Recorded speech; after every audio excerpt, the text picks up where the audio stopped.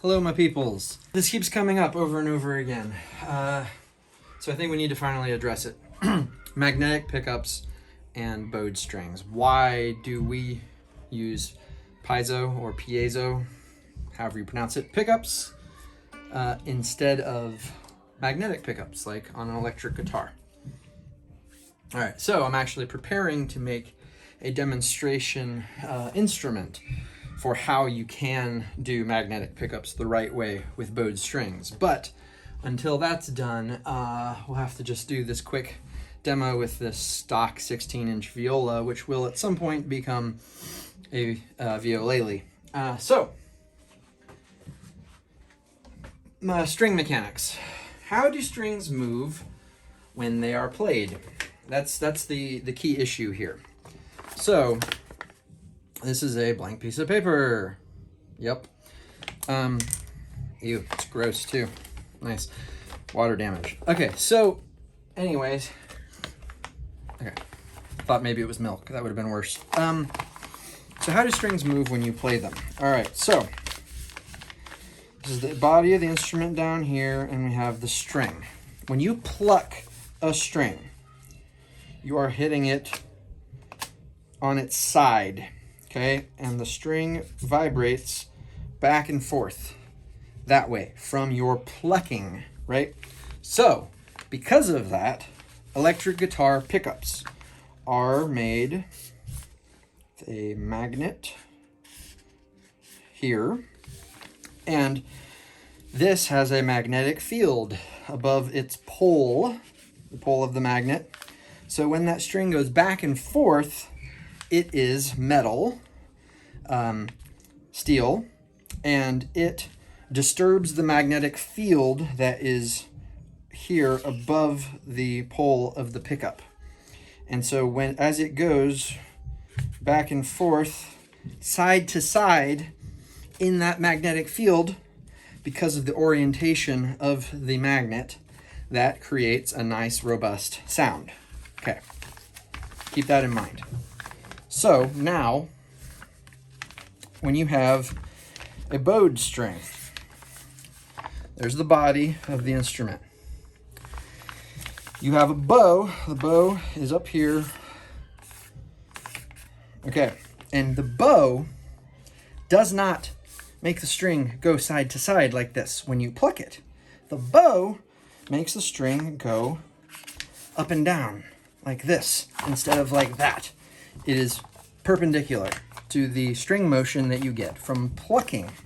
Okay, so what happens if we have a standard electric guitar pickup there with its magnetic field, and you have this metal thing going up and down in the magnetic field? Imagine it like surface of water, right? So if you have a water surface and that water surface is disturbed, what happens? If you have something go boom, right? Just drop in a single point like that bowed string.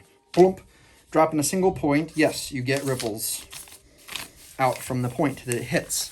But what if instead stick your hand in the water and go back and forth, right? What happens? Your hand in the water creates much more energy and big waves left and right in that. So in the magnetic field, when you pluck a string, that's what you get, the big waves back and forth. Nice big full impact. Whereas if you bow on top of a traditional guitar pickup, you get that blunk, single point bobbing up and down in the water. You get the ripples, but it's not very much. So what does that mean? Well, sound-wise, that means that the sound will be thin. It won't be full. If you ever listen to bowed electric guitars, like someone does it on a Les Paul or whatever, you will hear, if you took all the effects off of it, it would sound bad. Does not sound like a full, round, real bowed string instrument, right? Because when you play a real bowed string instrument, what is happening? That bridge is directing the force of that string bouncing up and down directly into the top of the instrument. So you get a clear, loud, strong, full representation of that sound being produced by the top of the instrument. The magnet in the guitar pickup is the substitute for the top of the instrument. That's why woods in solid body guitars don't matter. Sorry, they don't. It's the magnet. So here's what we do. Let's demonstrate this. I got my amp here with terrible, terrible buzz because the electricity down here in the basement is awful. It was done DIY and is probably not to code and may kill me someday. So anyways, so here what we have is a single pole pickup from MGB Guitars. It's a cigar box guitar supplier. They got great stuff. Check them out if you have not before. So to demonstrate this, the difference in the sound, what I'm going to do is I'm going to put the phone with the microphone over near the amp.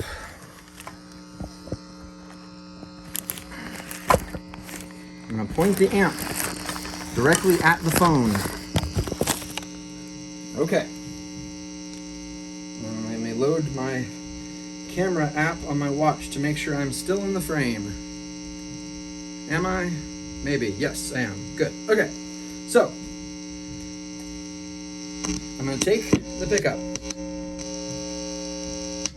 and I'm going to put it underneath the string like a traditional guitar pickup. All right? Sorry, this is not soldered. It's just twisted together wires, so it's very fragile. Gonna have to be careful. All right. So, the pickup is under the string like a traditional guitar pickup. Listen to the sound.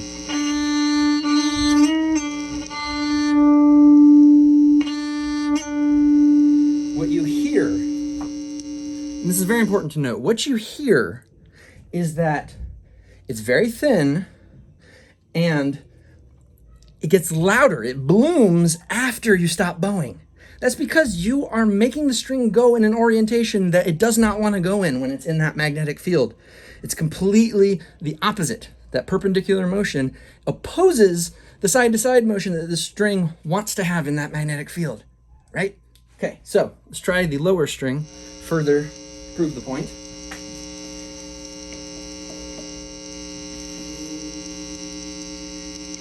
Apologize for the buzz.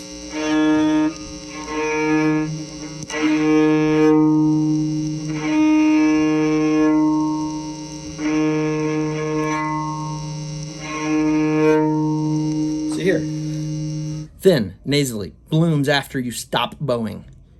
Now, let's change the orientation of the pickup. We'll move the pickup to the side of the string. You get this.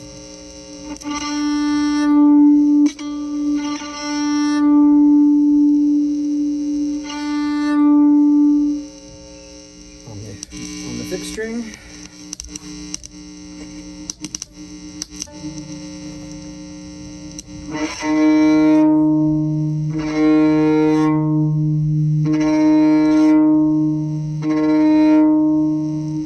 Do you hear how much fuller that is? How it doesn't bloom volume-wise after you stop playing. All right, now, if it was not apparent, we're going to do an A-B on both strings, okay? Let's do this. A, traditional guitar magnetic pickup orientation.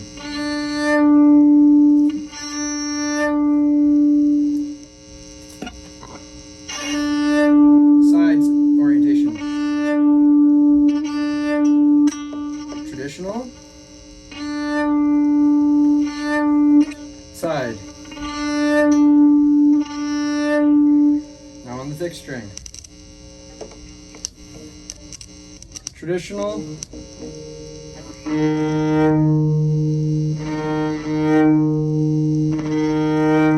Side.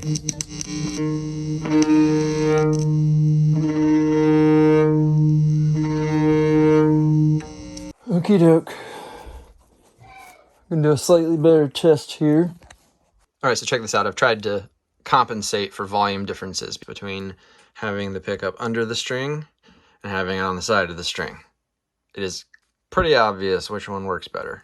But I've compensated for that just so we can hear the difference in the tone and the bloom of the sound after I stop playing, so you can hear the difference. So check this out. Okay, did you hear that? Oh, what a giveaway. Did you hear that? Did you hear that, eh? That's what I'm on about. This is the playing of the string. Then this, wham, is the bloom after I stop playing. Listen to it again.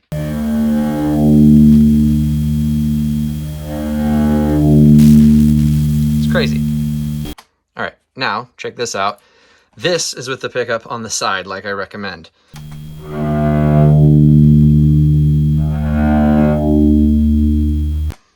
Also, listen to the EQ difference. Like, this sounds like muddy round mud. Wow. This, you can hear the treble in it. You can hear the definition of the note. Actually sounds acoustic. Sounds like you would expect a cello string to sound. When the pickup is to the side of the string, in that perpendicular orientation that supports the way that the string moves when bowed, it sounds full and rich and like an acoustic representation of the sound, because it's capturing the way the string moves correctly based on how pickups are designed to function. If you put the pickup underneath, you get that thin nasal sound that if you drown it in reverb, it's fine, but you might as well do that on a Les Paul. You don't need a real curved bridge bowed string instrument for that. So there you go. That's the difference between, that's why we use piezo pickups on bowed strings traditionally, because even this tiny pickup, you know, it's too big to fit between the strings. So the demo model I'm gonna make is only gonna have 2 strings, because it's gonna have one pickup on the outside of each string. And that'll work. Also, a fun note, if you wanna have a bowed string instrument and you can live with just having 2 strings, which, by the way, when you're getting started, you don't need more than that. Trust me, it's hard. The more strings you have on a bowed string instrument when you are getting started playing, the harder it is to play. So if you just want 2 strings and to have a bowed string instrument, you don't even need a curved fretboard. The whole point of a curved fretboard is that you are getting yourself bow access to each string individually so that they're on unique planes and have enough planar separation between them so that you can play individual notes on each string without having to play only chordal, which means multiple notes at the same time.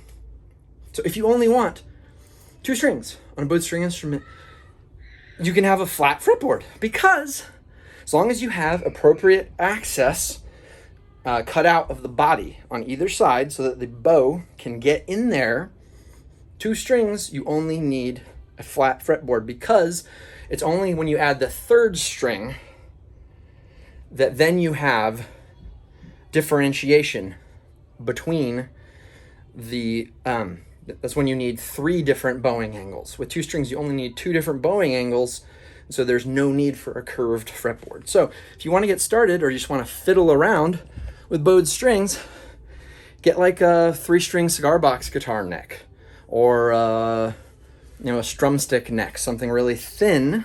Put 2 strings on it, and then if you want a magnetic pickup, stick it in the orientation that I showed you on the sides with an L bracket or something. That's probably what I'm going to do on my demo model, and rock out.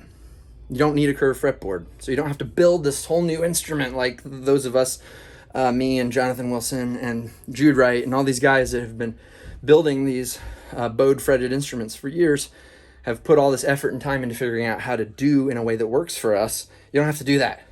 If you just do 2 strings to start, you can just have a flat fretboard, and you can have the entire guitar. It's true, you can. Just make 3 instruments, okay? Make 3 instruments, and have each of them have 2 strings. Make an EA instrument, make a DG instrument, make a BE instrument. You have all 3 of those, boom, for recording, you have the full guitar range, just like a full-on guitar viol, and you don't even need a curved fretboard. So there you go. That's my my rant classroom for the day. Happy Saturday. Enjoy your week. See y'all later.